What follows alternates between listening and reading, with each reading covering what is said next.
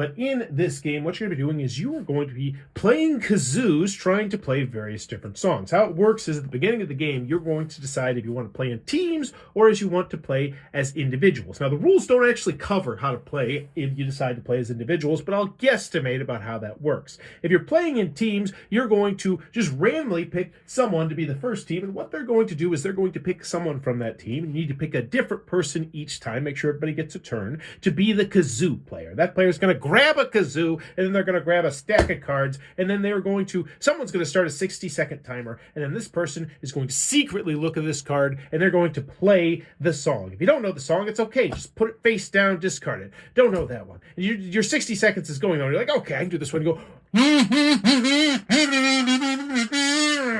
and so you're trying to play it as trying to get people on your team to specifically guess what it is. If they guess it, then this goes into a special victory point pile, and then you draw another one. And essentially, you're trying to get the people on your team to guess as many songs as they can in 1 minute. Once that time runs out, you put all the cards that you didn't score, so the one you're trying to get people to get right now and the ones you passed, just put them down on the bottom of the pile. It doesn't say that in the rules, but I inferred it. And then whatever points you earned go to your team. And then it would go to the next team who would have a different kazoo player playing different songs to their team who would be trying to guess it in 1 minute's time. Now, at the beginning of the game, you need to decide if you're going to have a long game, a medium game, or a quick game. If you're playing a long game, there's going to be 5 rounds per team, a medium game, 4 rounds per team, and a quick game, 3 rounds per team. And once you've played through that many numbers of rounds, you're going to tally up the number of point cards that you've gained throughout the game, and whichever team has the most points, they will be the winner. If there's a tie, they don't tell you what to do, so it's just a sudden death kazoo off. Now, back to the individual rules, which they just briefly mention one time and they don't ever mention ever again, even though they totally have room on the rule booklet to mention those rules.